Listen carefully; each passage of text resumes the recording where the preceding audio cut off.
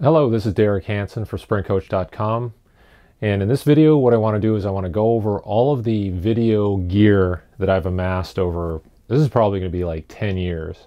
And the whole point is I'm not a video camera expert by any means. I appreciate the medium, I like cameras, I've had a lot of different video cameras and photo/video cameras over the years and the accessories that go with them.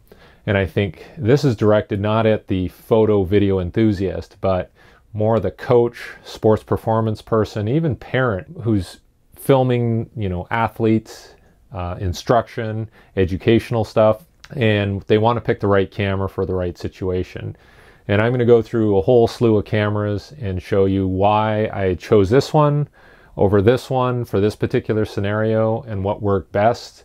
Also keeping in mind things like cost effectiveness, price, making sure that you're not spending too much for the job. And in most cases, you're going to find that a smartphone is going to be the best option because one, it's always with you. They always say the best camera is the one that's with you at the time. And it's convenient. It slides in your pocket. You can shoot video of various resolutions now and frame rates.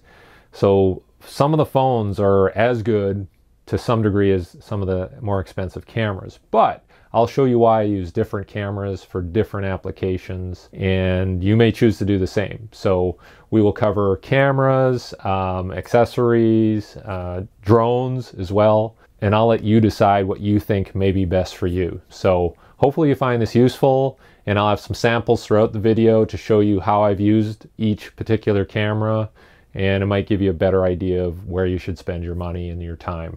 So this is my video gear analysis as we head into 2019.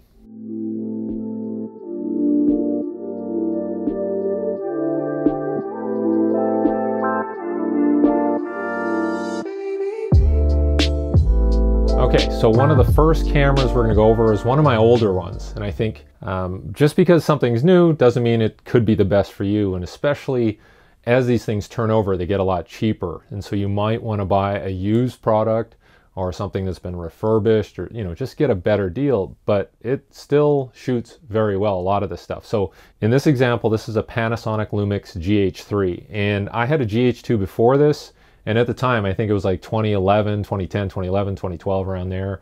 That was a really good camera for me. It shot relatively good high definition video, and had interchangeable lenses, so a lot of those lenses I've used now with the GH3.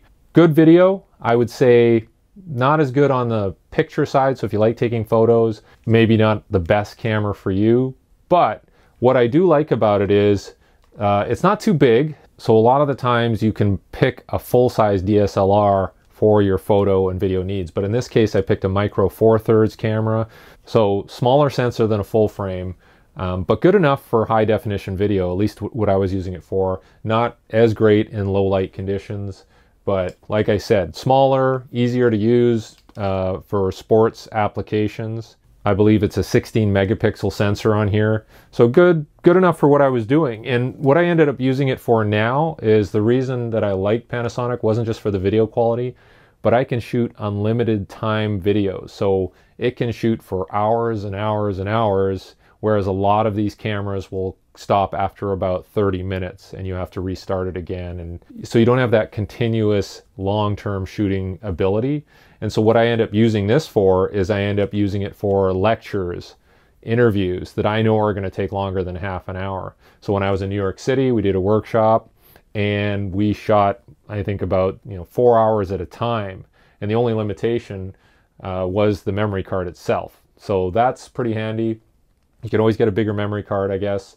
And I used an external power supply for this, so it just shot for long durations, and I found that to be very useful. So it shoots in high definition, 1080p, doesn't shoot 4K, but a lot of time if I'm shooting that much video long, I don't want these huge file sizes, so that worked better for me in that respect. It has an external mic jack, so I can hook up an external mic. I used a wireless lav mic, a Sennheiser G2, which I'll talk a bit about later, and worked really well. So for longer form stuff, if you pick up a GH4 or GH3, GH5 does it as well, but the Panasonics are good for those longer duration videos. So that's why I'm hanging on to this. Good quality, the long durations, and it can still take decent video for other stuff. So I have the lenses. Right now I have a 14mm lens on there, so a wider angle, so I can capture a lot of information in just that wide angle. So that's been useful for me. So Panasonic GH3, I think I got this around 2013, and it's great quality. So hopefully it lasts a lot longer. And also it still has the flip out screen, which is useful if you want to shoot yourself or you just want to frame things. So yeah, this has been very useful for me. The next camera I want to talk about is the Sony RX100. This is the Mark V series. They now have a 6, and I had the original Sony RX100 about 5-6 years ago. And I really liked, one, compact, picture quality and video quality is very good. It's a 1-inch sensor in this camera, and you know, it has the flip up screen. So if you wanted to do a selfie mode, you could do that. But also it just articulates, doesn't pop out to the side, but I haven't any problems with that. I put a little, you know, rubberized case, aftermarket rubberized case, so I have dropped it a few times and it seems okay. But what I do like is the high frame rates. So you have 120 frames per second at 1080p, which is very good quality. And then from there you can go to, I think, 240, 480 and 960 frames per second. Of course the quality goes down, but it's still a lot better than standard 640 by 480 video. It's just you have short durations as well. So you might shoot 2 seconds at 960 frames per second, but I don't really use that one. If you're filming bumblebees, hummingbirds, awesome. But if you're doing ground contact times and biomechanics, really the 120 works well, 240 maybe. And sometimes you might want to go up to 480 if somebody's hitting a golf ball and you really want to slow it down. But I do like the high frame rates in this camera, which I don't have in my other ones. I would say, I think there's an RX10, multiple versions of the RX10, which does have a longer zoom, which is the limitation for the 5. I think it only goes 24 to 70mm.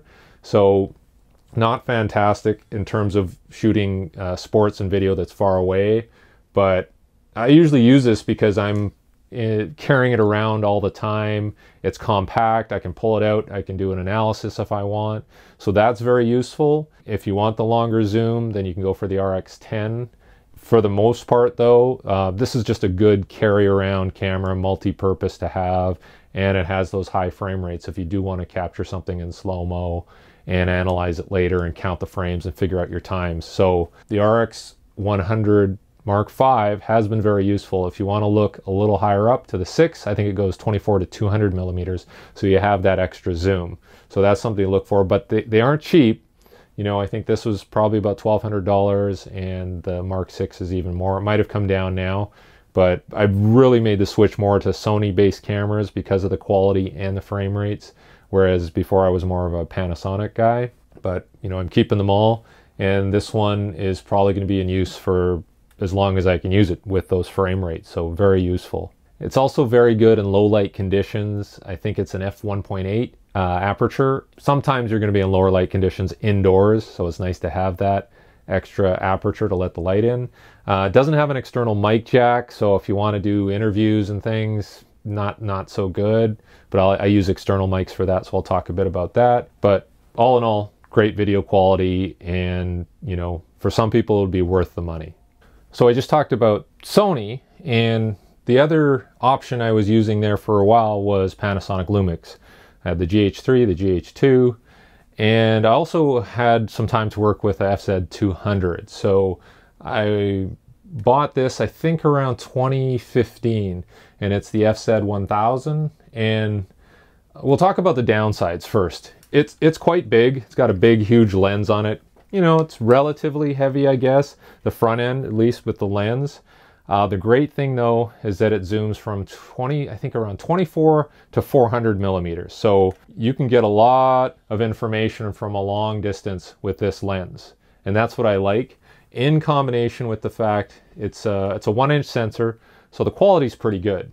The other part of it is that it shoots 1080p at 120 frames per second, which is pretty good. It also shoots 4K, but as I'll explain later, I don't really use the 4K a lot for sports videography because I don't have the same high frame rates, like 120, 240 frames per second. So I'm shooting at 1080p at 120 frames per second with this, plus I have that zoom length. So that's very useful.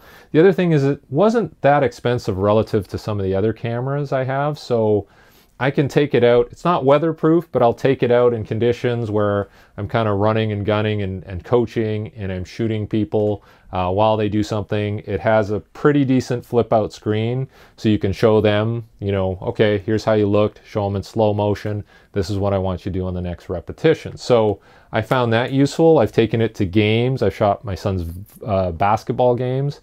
I took it to Kansas City, shot from the stadium. I shot the game at Arrowhead Stadium, and some pretty in-close shots, videos, pictures, using this long zoom here. So I found in terms of the combination of the frame rates and the zoom and the fact that I didn't have to add lenses or change lenses, and the low light's not bad, honestly. So it's just something, again, you're going to weigh whatever your budget is and go, what features do I want? So the slow motion, the flip out screen, it does have an external mic jack if you want to do interviews. It has optical image stabilization, which is pretty good. It shoots 4K as well if you want that. I don't, like I said, I don't really need that at this point. I don't want huge file sizes, so, and I don't know if the 4K at the time they put this in here was as good as some other cameras, but I like it. I carry this around whenever I'm coaching, and even though it's a little bulky, it is worth it. So, you know, you can see some of the videos that I've shot with it, and it's generally, I find, my good sort of coaching camera, especially outdoors, definitely outdoors. Indoors, I'm probably using just an iPhone 6, and I'll talk to you a bit about that, but yeah, this one's a bit of a keeper for me just because of the versatility in outdoor settings. One camera that I'm not going to show you because I'm actually shooting this video with it is the Sony a6500, which is a aps-c sensor size camera. Still not a full frame, but the quality is really good, so that's why I'm using it for this type of scenario here. I have a 30mm Sigma lens on it because it just looks a little better for these types of situations. I also got the camera with an 18 to 135mm lens, so I can shoot some of the longer distance scenarios, and I can use it for coaching. And also I did take it to Kansas City for one of the football games, shot from the stands, and it looked pretty good. You can see some of the warm-up video that I shot in slow motion as well, but it's probably the best camera I've ever owned in terms of the versatility, the quality, and it takes way better pictures than my Lumix cameras, my Panasonic Lumix cameras. So right there, again, very versatile, more expensive, especially when you start buying extra lenses. Has external mic jack, shoots very, very nice 4K, which I'm shooting this in 4K right now, but usually I don't. So we'll see where it goes. Maybe I'll start shooting more 4K and using it, but also I like having the high frame rate. So I don't have that for 4K, but at 1080p I can shoot 120 frames per second and pretty decent quality. It doesn't use the full sensor, but it's still pretty decent quality for what I need. And in terms of the low light conditions, if I have this 30mm lens on it at f1.4, I can get a lot of light in there and it looks a little better. So I've shot indoor scenes, which are very good. I've shot outdoor, from near, from far, and I'm pretty happy with this camera in general. It's just not something I'm going to be taking as a coaching tool because it's a little more expensive. It's a little overkill. I like the FZ100. I like the iPhone and the iPad, so I'll talk a bit about that.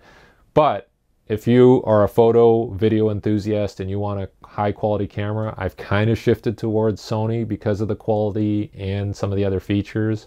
So you may want to look at, I think there's an a6000, which doesn't have 4K, but it's still high quality. The a6300, which I looked at, but I like the idea that the a6500 had the sensor stabilized as well. So it's not just the lens stabilization, but the sensor was stabilized. So if I'm moving around a bit more, that makes more sense for me. Spend a little bit more money on that, but I'm pretty happy in the final analysis with the a6500. So something to look at. You may have a bias towards Canon, and I used to be a Canon guy. I have old Canon cameras, but it just didn't satisfy the high frame rate video quality. And also the A6500 has great autofocus, which the Panasonic didn't. So if I'm, you know, using the autofocus and shooting a lot of movement, it tends to snap in really quickly. Whereas I'd find the Panasonic cameras would hunt a little bit more to find the focus. So, you know, if you're looking at video quality and production quality, something like the A6500 is going to be much more useful. And again, if you want to find more information on this particular camera or the other ones I mentioned, there's great videos by people who are way smarter than me about cameras, and you can get all the features and learn how to use them properly. So for the purposes I have here in terms of shooting myself, maybe doing some interviews, maybe doing some high quality promotional stuff, I love the A6500 so far. So that gets us to sort of the practical side, which I would say is, you know, an iPhone. And this isn't really advanced iPhone, it's like an iPhone 6. But what I like about it is that it can shoot at 120 frames per second, 240 frames per second at relatively decent quality. I think it's still HD quality. And so for shooting people indoors, like lifting weights or jumping, maybe even on a treadmill, I've done that and you'll see some of those videos. It's very good to have and pull out. And I have, this is 128 gigabytes. I recommend getting a phone with high capacity if you're shooting a lot of video. But the 6 is just fine. It's convenient to have with me. I do have Dartfish Express on here as well, so I can do some analysis. But that's why I ended up, you know, using an iPad mini. I think this is a 4, and it shoots, you can still get 120 frames per second. I think it's at 720p resolution, but still good enough. But the reason I like it is I can shoot 120 frames per second on the iPad, and I put this heavy-duty Survivor case on it because you will drop it in a gym scenario or running and gunning. So get a good case for it, but I can shoot at 120 frames per second, which allows me to put it into Dartfish Express, and I can calculate ground contact times to the nearest 100th of a second, which is useful. Or just for timing people running or moving, now I can extrapolate those times and figure out, okay, I don't need electronic timing. I don't need to set up all that other stuff. I shot the video, and then I can get the performance time on there to the 100th of a second at the very least, and that's very useful to me. So even in creating client files where I'm videoing and I can pull the data out later using Dartfish Express with this, and it's a big screen. It's not a full 10-inch, 9.5-inch iPad, but this is big enough so people can see it, but it's not so big that I've got this huge tablet that I'm holding. It's still reasonably workable, and if I don't use this, then I'm using the phone with the Dartfish Express as well on the 120 frames per second. So, you know, you could probably get a better phone nowadays, like spend a lot more money, but you can get like a refurbished or used phone and spend a lot less money and still get what you need from a performance point of view. So think about that. Everybody's going to have a phone. If you want to do the iPad and you're showing people the results with Dartfish Express or any other sort of video viewer, a larger format does work well. So, you know, this stuff is turning over rather quickly in terms of technology, but at least you know you can get something now or even from last year that's pretty good in terms of analyzing performances. So one other camera that I have, and I know you're saying this guy's got a lot of cameras. Yeah, the one camera that I got, and I used it for more sort of action, and it might get dirty, it might get wet, was a Sony. And the Sony was the AS200V.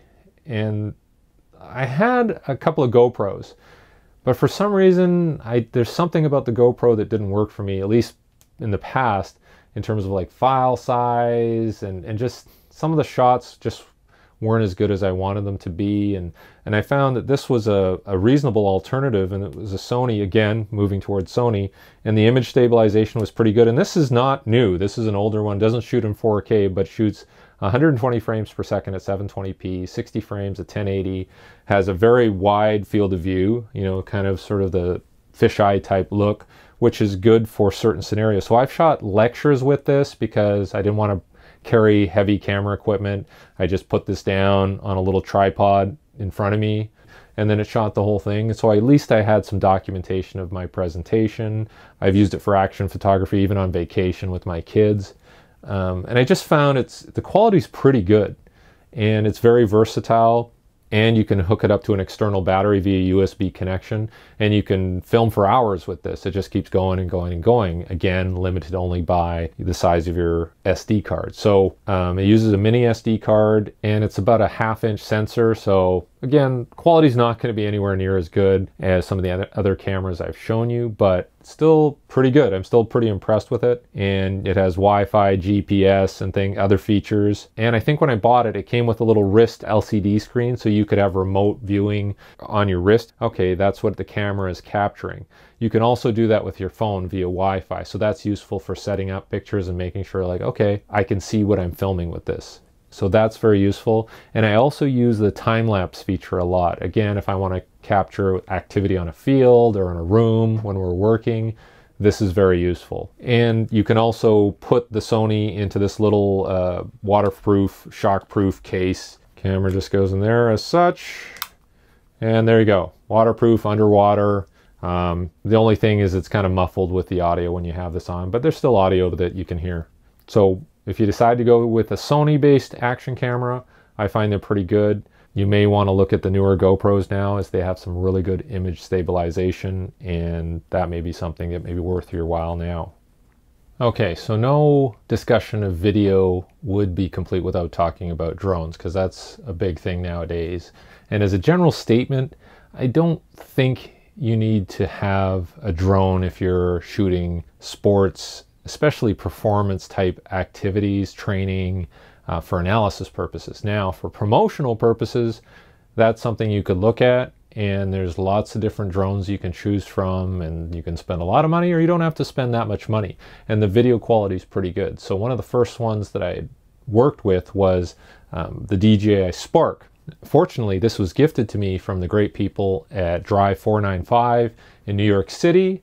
Great group of people there, including my podcast partner, Don Saladino.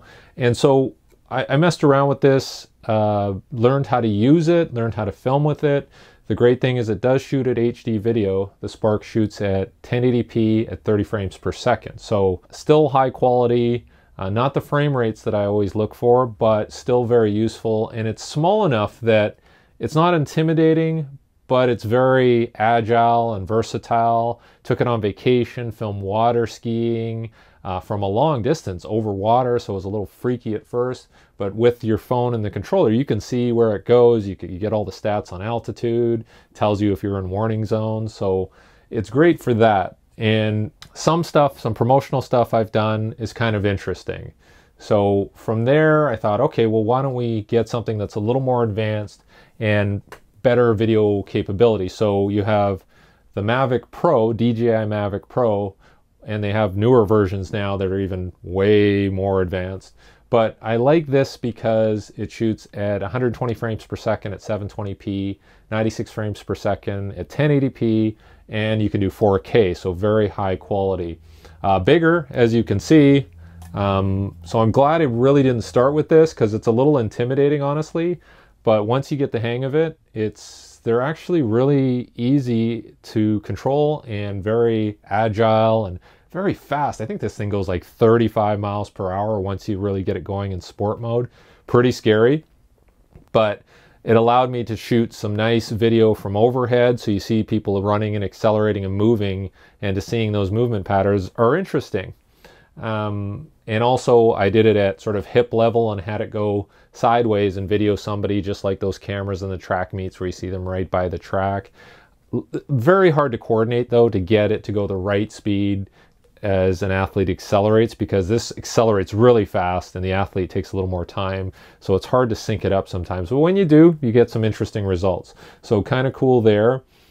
The only downside with the drones I found was setup time, like getting it, ready, calibrating it, setting it up, putting it up in the air, and then having it film people. You have a limited battery life. So this one I think is 30 minutes, whereas the Spark is about 20. The battery life can be an issue, because by the time you get it up there, you set it up, you get warnings like, oh, the battery's gonna run out. You're like, okay, got to bring it back down again, put on another battery. And like all of the things that I've reviewed today, having multiple batteries is important. We'll talk a bit more about that.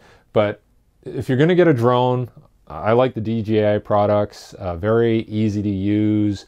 And, if you get one, practice on it. before you actually have to use it in a practical setting. Just go out and practice flying it sideways, rotating it, controlling the camera on there. But the gimbals are very nice and smooth. Everything looks very smooth and level. And the only other downside is, like, you got to be careful where you take it. Obviously, you're not taking it near airports, or you could go to jail. And there's restricted fly zones in different areas, which they show you on the app when you're flying it. So that's pretty cool. But if you fly it over people, it kind of freaks them out. So I was going to try and film like my son's like football games. And then I'm like, well, that'll freak people out. And if it falls and hits somebody, you're in trouble. So you have to kind of pick your spots and be in areas where there's not a lot of people, or at times of the day when it's not that busy, so that you can do your work, shoot what you need to shoot, then get out of there, and try not to create too many hassles or try not to freak people out, essentially. But still pretty cool, but just do your homework. So the final thing to speak about would be accessories to go with the video camera that you end up going with. And there's lots of things you can buy, obviously, and sometimes a trip on Amazon can be, you know, kind of exciting, but kind of dangerous too. But one of the first things that I'll look at, if you're going to shoot audio with your video, it's very important to have good audio accessories. So on the Sony a6500, I have a Rode VideoMic Pro, which is a shotgun mic, and I've had that for a while, and I'm very happy with that product. So as long as you can plug in to your camera and have that external audio jack, then something like the shotgun mic from Rode, and they have a bunch of different ones you can buy at this point, but this is the VideoMic Pro, that's useful. The other thing I use is I'll use wireless lav mics like the one I have on.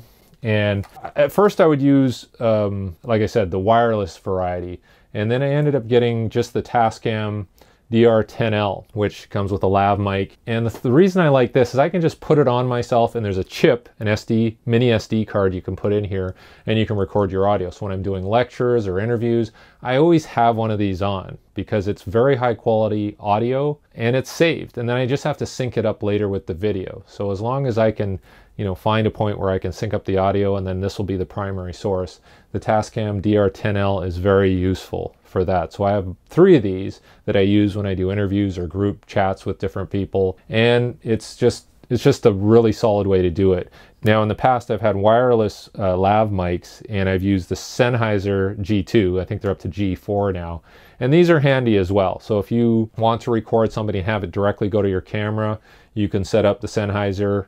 And sometimes the reason I haven't used wireless mics as often is sometimes they can be a little buggy or there's interference coming in. That's why I've gone to the Tascam product, the DR10L.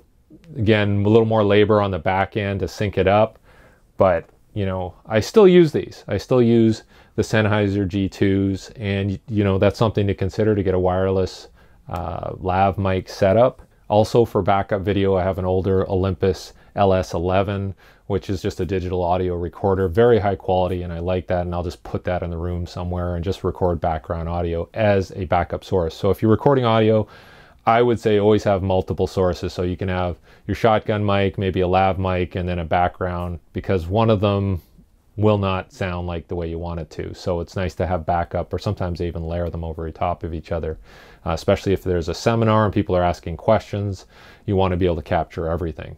So as far as things to hold your camera or accessories, I have a bunch of different things I use. I like the Small Rig product. So this is just a clamp, and it has the little tripod mount here. So if you wanted to mount, I'll use it with the action camera, the Sony action camera, and I'll clip it to something. And this is very solid. The Small Rig stuff is very solid, and I like it.